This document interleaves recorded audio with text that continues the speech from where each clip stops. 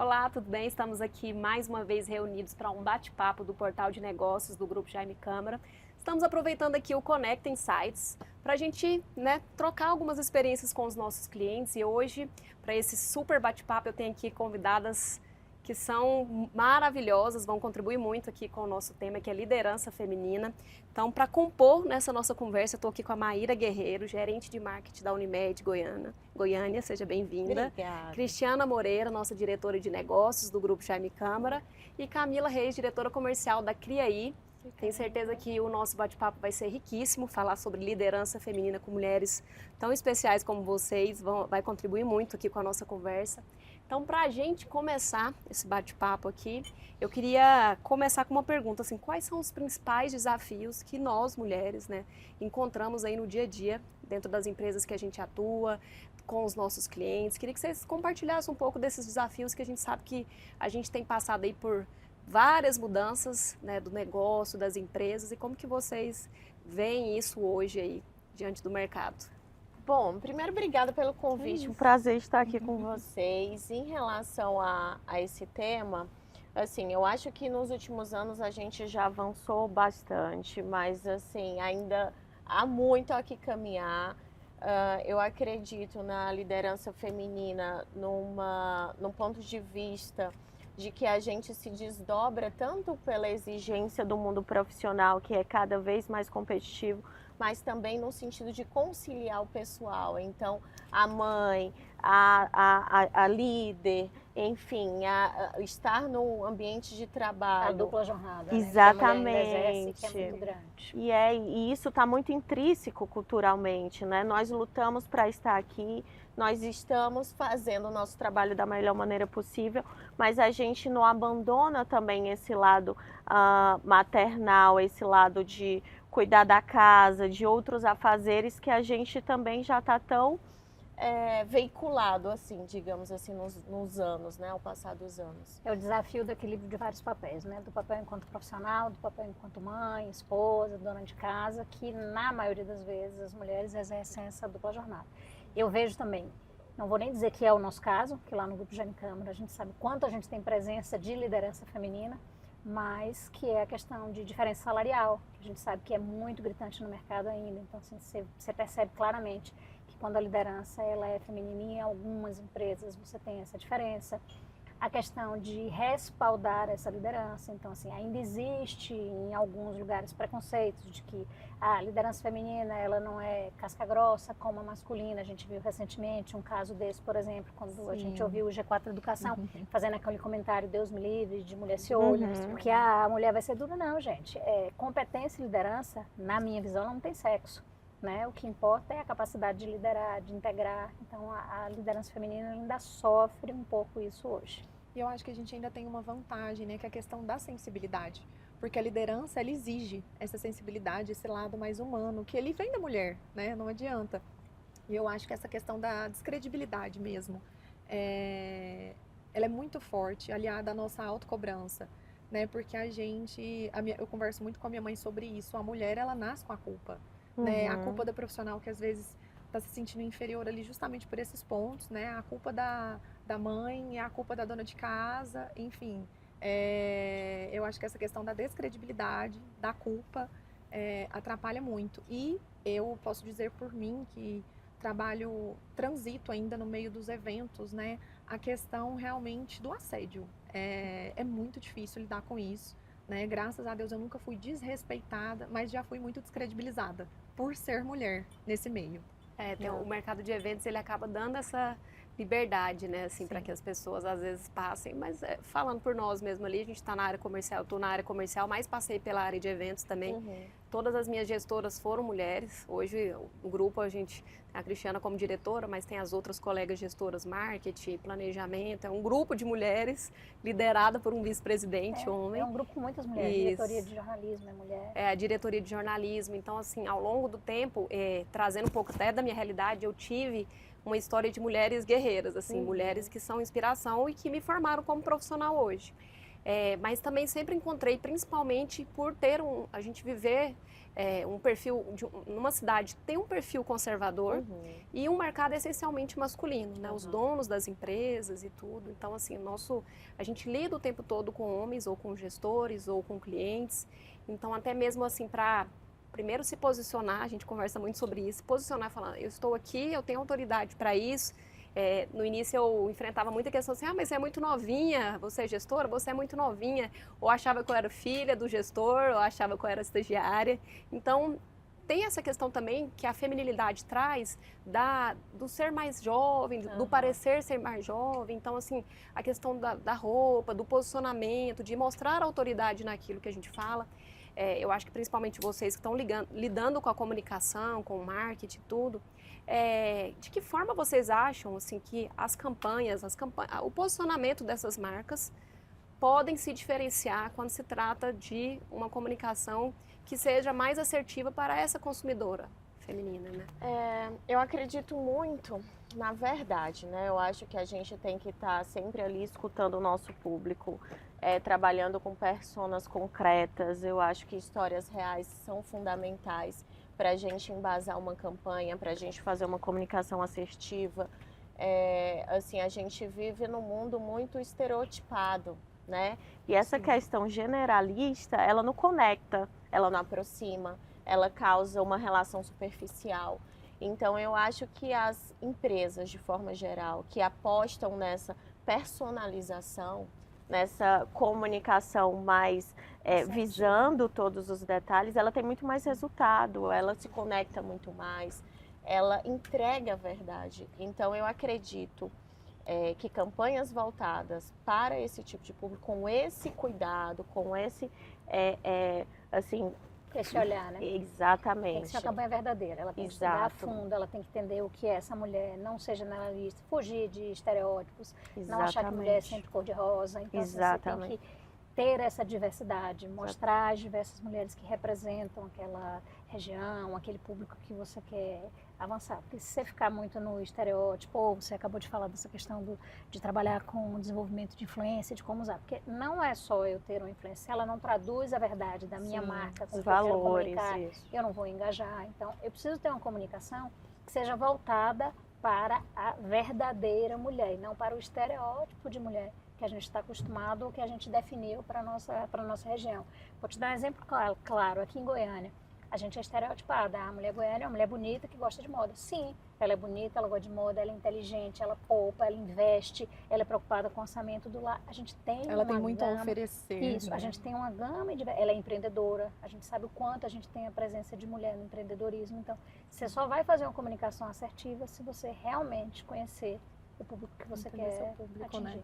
Eu tenho uma máxima que a gente está num momento, a gente está numa virada de chave, porque o storytelling era muito presente, e eu acho que agora o momento é viver a história.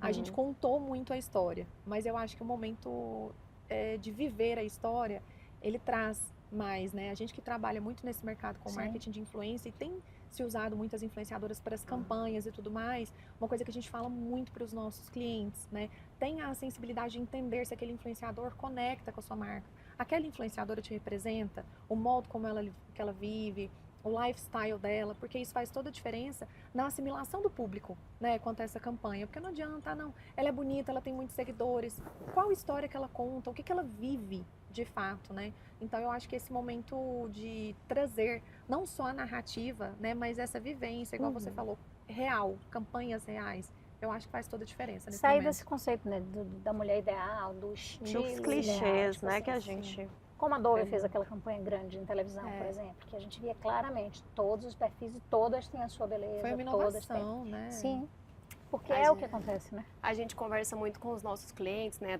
donos, diretores de marketing, tudo, sobre essa questão do perfil do goiano ser extremamente conservador e dessa polarização, né? Então a gente viu o G4, como a Cristiana citou aqui, que foi um passo assim minúsculo e gerou uma crise gigante.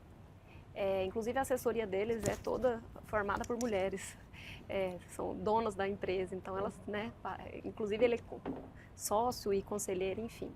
Então acaba impactando, porque em algum lugar vai ter mulher, e aqui a gente sabe que assim, o número grande da presença dessas mulheres atuando nas empresas. qual que vocês entendem ser o principal erro, assim? Porque vocês falaram muito sobre a questão da personalização, né, de fazer algo que tenha a ver com a marca, porque é um caminho muito tênue, né, assim, dependendo da forma que vai ser interpretado. Vou trazer até um exemplo nosso lá no grupo Jaime Câmara, vocês devem ter visto, mas vou trazer, que foi na Circuito Mulher, a gente tinha um patrocinador, em que ele trazia um amaciante dentro do kit, e algumas mulheres entenderam isso como um desrespeito, você patrocinadora com a gente, entenderam isso. E a forma que a gente geriu, depois a gente entendeu que foi a melhor forma, porque a gente não cresceu o assunto, a gente respeitou o posicionamento. Talvez se a gente tivesse dado tanta resposta, talvez teria crescido. E no final o patrocinador ficou super feliz. No final ele teve um engajamento, ele pôde conversar. Né, os amaciantes acabaram de tanta fila que as mulheres queriam, porque não era amaciante porque a mulher lava roupa, era amaciante porque ele era tecnológico. Isso. Roupa de corrida, você precisava de algo que você lava, ela já saía desamarrotada. Que saía sem odor, né, já saía sem da prática odor, esportiva. então... Inclusive a gestora, a CEO, é mulher, extremamente atuante. Corre, participa de grupo de corrida e tudo. Então depois a gente teve essa conversa. Mas assim, talvez por um pequeno detalhe, um momento da nossa postura, da forma que a gente tivesse respondido, talvez isso não teria acabado bem. Ia polemizar mais. Então assim, hoje a gente enfrenta crises assim pequenas por detalhes. Vocês conseguem falar assim, o que vocês entendem, assim, pode ser algo que talvez vai ser um pontinho ali que vai dar uma direção? Então, a minha área é saúde, né? Então a gente sabe o quanto é delicado esse ponto. Mas o que eu vejo muito do mercado como um todo, eu acho que a velocidade das coisas está tão acelerada que muitas vezes a gente se depara com projetos que a gente não consegue ter um planejamento tão grande, porque a gente já tem que ir para execução. E acaba que isso prejudica muito a gente enquanto comunicação lá na frente, porque a gente não para mensurar os ruídos possíveis daquela conduta, daquele evento, daquela comunicação em si.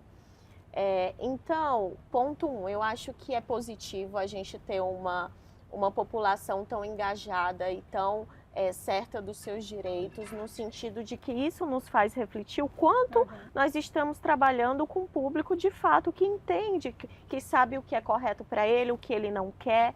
E essa determinação, eu acho que é um crescimento humano. Eu acho que todos nós ganhamos com essa conscientização mundial, digamos assim. E aí o desafio da comunicação, ele é gigante, porque como se a gente não está entendendo quem é o nosso público, não está vivendo a história real dele, não tem como a gente pensar, ele vai visualizar isso, ou ele vai ler essa frase e ter um entendimento A, B e C, porque a minha realidade é uma, da outra pessoa é uma outra completamente diferente. Então, assim, eu visualizo muito como uma questão, vamos parar, vamos refletir, isso é assertivo, isso não é assertivo, não vamos gastar energia com coisas que de fato não vão entregar um resultado, uma valorização de marca, um resultado tangível mesmo para a empresa. Mas, enfim, é inerente, eu acho que isso daqui a anos a gente vai estar discutindo sobre esse ponto ainda. Pautas, né? Isso. E no ponto da comunicação, assim, quanto mais a gente conhece o nosso público, assim, o uso de dados. É fundamental você fazer um uso assertivo desse dado. Então, conhecer quem é meu público, pegando o nosso próprio exemplo da corrida, a gente sabe quem é nosso público, tanto que o ruído não cresceu tanto, mas a gente foi verdadeiro nas respostas, era muito claro para a gente como a gente contou a história inteira da corrida. A gente tem que, ao você conhecer, você fugir do estereótipo, ter uma campanha bem planejada e sempre agora olhar todos os lados, possíveis ruídos, acho que você está mais preparado para gerenciar a crise, para não permitir que a reputação da sua marca sofra algum abalo. Então, assim, uma comunicação verdadeira, sem estereótipo, conhecendo a fundo seu público. A gente que estuda muito Goiano, que sabe exatamente qual é o nosso pilar, né? Que é conservadorismo, modernidade e simplicidade. Então, assim, a gente sempre leva isso em consideração quando a gente desenvolve produto, quando a gente faz uma comunicação. A gente sabe que a gente é mais conservador, que quando a gente fala em simplicidade, é ser simples no falar, no relacionar, mas a gente gosta do que é moderno. Então, se a gente trouxesse isso para o amaciante, quando a gente explicou claramente qual era o objetivo, que é tecnológico, que trabalharia o produto, que tinha correlação com o meio de corrida, a gente começou a ter muita atleta a defender o grupo. Ah, eu já ganhei desodorante, por isso eu sou fedorenta. Então, o amaciante, eu quero 2, eu quero 10, me dá o seu. E assim, era do grande, não era uma amostra. Então, quando a gente entende qual é o nosso público, quando a gente faz de forma verdadeira e a gente faz com cuidado, eu acho que a gente consegue minimizar qualquer questão e acaba tendo realmente a conversão, que é o objetivo final de todo mundo com a comunicação. E em se tratando também de um período, né, um momento que a gente vive onde as pessoas estão muito atentas, né? Tem gente que é atenta ali para trazer algo positivo, tem gente que quer só militar, só ofender, mas uma coisa que eu aprendi na minha área, com os meus clientes, diante disso tudo, não conte com o óbvio, né? Não conte com as pessoas pensarem da forma como você está pensando. Tudo necessita explicação, né? Então, a gente já teve problemas em campanhas também. E pense sempre todos os lados, né? Exato, Porque pode acontecer. Pode acontecer. Então, a gente tem as cabecinhas ali. A minha equipe é uma equipe vasta, né? A gente tem Esgote gente todas as pensando, possibilidades, exato. né? Então, a gente vai ali até o final para pensar. Ali, esgotamos todos os óbvios. Então, se vier uma crise, realmente, a gente aprender a lidar com ela. Mas eu acho que nessa fase ali, onde a gente precisa pensar em tantos aspectos, né? É tudo tão plural hoje em dia, então a gente tem que se antecipar. O óbvio para mim não é o óbvio para você. Não precisa ser dito, né? E Justamente. fugir claramente de estereótipo, porque já é um ponto que é passível de você ter. Com certeza. Não ter A gente estava conversando anteriormente aqui sobre a experiência do cliente e eles falavam justamente isso, assim, como a Cristiana citou, da importância de conhecer quem é o seu cliente, né? O Kotler lançou um livro agora falando justamente isso, sobre a questão das pessoas, né, estarem, né, desse olhar para as pessoas, dessa customização, dessa personalização, de entender e saber minerar esses dados que você tem lá, para saber, meu público é assim, meu público, entender quais são os gostos, criar comunidades, como vocês estão fazendo, para conversar mais diretamente, porque as pessoas querem mais essa conversa próxima, né, essa afinidade com as marcas que elas consomem. E aí, trazendo novamente para a nossa realidade, né, de mulheres atuantes no mercado, queria que vocês falassem um pouco de dicas de como que vocês gerem o tempo de vocês diante de tantos desafios. É academia, é filha, é esposo, é gestão de equipe. Como é que vocês fazem para administrar esse tempo de forma a ter uma qualidade de vida? Assim, o que vocês desenvolveram ao longo aí do tempo, né, desse trabalho, desses desafios? A gente sabe que é igual a questão que você falou, a gente tem que ir testando e gerindo as crises, vai aparecendo, a gente vai aprendendo. Ter pessoas para conversar, enfim, de que forma vocês hoje gerem como líderes femininas, né, o trabalho, a família, para que vocês tenham realmente qualidade de vida e possam ser profissionais que se destacam como vocês já são. Bom, o equilíbrio ele não é fácil, né? Ele é uma eterna busca, assim. Eu como esposa, como mãe, como atleta de beach tennis, olha, me achando agora atleta de beach tennis. Mas enfim, e gestora, eu me ponho limites primeiro. Eu acho que nos conhecer é essencial. O que é que a gente gosta, de que forma a gente consegue equilibrar o dia inteiro de trabalho. Eu sei que segunda e quarta eu tenho um beach tennis. Segunda e quarta eu vou sair do trabalho até determinada hora, porque senão eu não vou ter aquele minuto de lazer. Eu amo meu clube do livro, beber vinho, estar em conversa com as amigas daqui, adoro. Então é uma coisa que eu me programo para. Agora o desafio da liderança versus a maternidade, ele é constante, né? Não tem como a gente controlar. Um dia meu filho vai amanhecer doente, igual semana passada estava uma correria o dia a dia. Mas enfim, eu acho que a mulher, ela se completa por ter todas essas nuances. Ela é completa porque ela trabalha, porque ela é mãe, porque ela tem um lazer, porque ela tem um hobby dela, porque ela tem um momento só para ela. E aí eu acho que a nossa felicidade, a nossa saúde mental é justamente todos esses fatores reunidos. E quando a gente está num ambiente ou num momento que algum deles está um pouquinho apagadinho, a gente fica com aquela inquietude, né? Não, eu larguei o meu hobby aqui e não consegui fazer ultimamente. Mas você fica, tenho que voltar, tenho que fazer, tenho que colocar.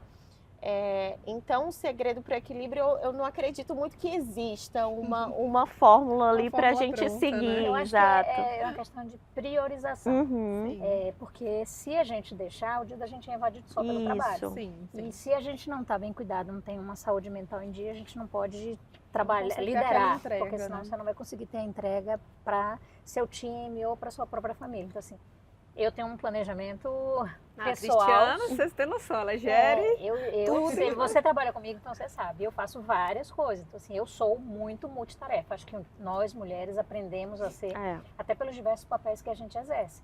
Mas é uma questão de elencar prioridade, escolher os melhores horários e encaixar. Então, assim, encaixar sua rotina de exercício físico, encaixar sua rotina de trabalho, família, buscar equilibrar os diversos pratos. Não é simples, mas é uma questão de escolha, de prioridade, não é nem mais resiliência, né? Porque é mais do que resiliência, é o antifrágil. Então, é assim, eu ser resiliente e aprender com o que eu faço e cada vez tentar fazer melhor. Só que eu acho que a gente não pode inventar... Não é nem desculpa, porque falar desculpa é pesado, mas assim... saber falar não. Saber falar não. Né? Não deixar a sua atenção ser hackeada. Eu estava ali agora assistindo a palestra do Gêneson. Então, assim, olhar tempo de tela mesmo. A gente sabe que a gente perde muito tempo com tempo de tela, com rede social. Então, assim, dá uma analisada efetivamente para que você realmente estabeleça esse critério, essa rotina. Então, assim, Camila me conhece, sabe? Eu leio 2, 3 livros por semana. Ao mesmo tempo, eu cuido de filho, eu não deixo de ir em nada. Agora os meus já são grandes, mas quando eles eram pequenos, nunca perdi um evento de colégio, nada. E nunca deixei de trabalhar muito. Então, assim, sempre trabalhei a vida inteira, desde que eles já nasceram comigo em carreira gerencial. Então... eu acho que é uma questão de estabelecer prioridades. Elencar prioridades faz toda a diferença, né? Eu me casei tem 4 meses, então eu tô passando por uma fase de reestruturação, né, da minha rotina, me vendo agora como esposa, como uma dona de casa, empresária também. Junto a isso, a gente remodelou a empresa, a gente tinha o formato presencial e fomos para o formato 100% home office, o que me permite uma versatilidade de horários muito melhor, só que diante disso eu acho que você ainda tem que ter um pouco mais de disciplina, porque quando você não tem ali, né, aquela rotina pré-estabelecida, então assim, eu e meu marido optamos por ter um carro, então eu já estabeleci minha rotina matinal, levantar, deixar as coisas organizadas, deixar no trabalho, aí meio da manhã eu vou para academia e isso o tempo todo gerindo a equipe pelo celular, então assim, como fazer com que eles te respeitem como líder e entendam, né? Porque a gente não tá ali o tempo todo. Ele tá vendo que eu tô postando que eu tô na academia 10 horas da manhã, mas ele sabe. Eu e a Esther, que é minha sócia, nós temos uma liderança muito próxima, né? Aquela liderança onde a gente impõe o respeito, mas eles entendem, né? Permitido ali os horários, mas o tempo que eu tô com o celular na mão, eu tô trabalhando. Porque como não tem aquela rotina pré-estabelecida, e aí a gente vai encaixando as coisinhas, a casa, o marido, a gente... Porque se deixar, eu acho que o maior problema é a gente se deixar por último. A nossa saúde, a dermatologista a gente tem que ser primeiro para depois cuidar dos outros. Né? E é muito engraçado essa questão do julgamento, né? Da gente se preocupar e estamos fazendo um lazer. A gente está errando? Isso. Será que o horário... Eu lembro que quando eu tive meu filho vai fazer 4 anos esse mês. Quando eu tive meu filho, enfim, licença materna, 4 meses, você volta. E aí eu não tinha babá. E aí tive que deixar ele no berçário. O mundo caiu contra a Maíra, porque a Maíra deixou o filho no berçário para ir trabalhar, é um absurdo, enfim. E se você não tem isso muito claro de eu preciso priorizar a minha saúde mental para continuar rodando exercendo todos esses papéis, você acaba que você vai sucumbir.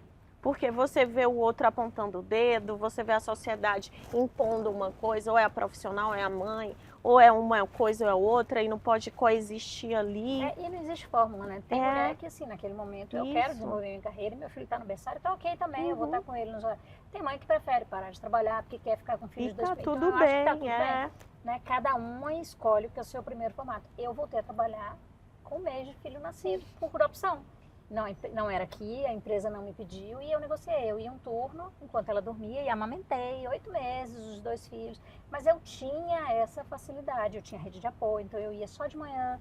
Depois eu fiquei com esses dias todos, então eu prolonguei essa licença maternidade. Minha filha já tem 21 anos, naquela época que era eram só os 4 meses. Então, assim, cada um encontra o seu formato. E eu acho que a gente não tem que ter Exato. crítica a ninguém, porque cada E um não sabe se o que é melhor comparar, pra si. né? Não Exato. existe certo e errado, Não se comparar, né? não existe. Porque Cada um sabe o seu formato. em tempos de internet, essa comparação, ela É. acaba com a gente. Ah, A gente é. se vê o tempo todo se comparando ali, sem, Isso. sem perceber. E é saber É. realmente esse dizer não, dizer não também às comparações, né? Acho que é Claro. importante também ter uma rede de apoio, né? Essa rede de apoio desde a terapeuta, né? Aquele É. horário da terapia, Sim. certo? De você cumprir, como você falou do beach tênis, de praticar um esporte também. Entender, se entender, conhecer o seu corpo, conhecer como você reage diante das situações e ter essas pessoas, sejam as amigas no clube do livro, sejam pessoas do mesmo, É né? importante, né? Você trocar isso para você entender assim, não é só comigo, essa realidade não está acontecendo só aqui. E é muito interessante o que a Cris falou também sobre essa questão do se cuidar, se colocar em primeiro Em lugar. primeiro lugar. É aquela máxima, né? O avião, se tiver algum problema, a gente coloca a máscara primeiro para É. depois colocar no No outro. outro. Né? A gente É. precisa estar bem para socorrer o outro. Então eu acho que eu trago muito essa Tem no meu dia a analogia, dia. né? Mas quando a gente tem filho, a gente tende a fazer primeiro o filho e depois É. a gente. Isso é uma coisa que eu aprendi, porque assim, Outro eu cuidava de exercício, tudo, né? de trabalho, e eu deixava exercício, por exemplo, para de noite. Na maioria das vezes eu falo, agora não, eu começo o dia fazendo exercício, depois eu ponho tudo na rotina e tudo flui. Então, cada um vai encontrar seu formato, cada um vai saber sua forma, e assim, o poder do hábito é o que vai Faz fazer a diferença. gente tocar, entendeu? Muito boa, gente, nosso papo. Agradeço demais vocês aqui. Que a gente possa ter mais momentos como esse, porque eu acho que essa troca aqui ajuda muito a gente, cada um lá no seu negócio, na sua empresa, com os seus desafios. E essa troca mostra pra gente, ó, tem a Camila lá, tem a Maíra que tá lá, a gente pode bater um papo depois para se ajudar. Justamente trazendo aí esses desafios que a gente encontra, né, ao longo do dia, sejam desafios profissionais ou sejam desafios pessoais também. A gente está à disposição sempre de vocês e obrigada aí pela participação. Obrigada. Muito prazer. obrigada pelo convite. Foi um Aproveitem prazer. o Conecta, aproveitem os conteúdos aí. Espero que seja um evento relevante para vocês. Vai ser o dia todo de evento, então cada conteúdo traz alguma coisa que vai contribuir com Vai vocês trazer aí um na insight jornada. interessante pra gente, E com um certeza, site, né? Camila. Bom, Obrigada. Obrigada. Valeu.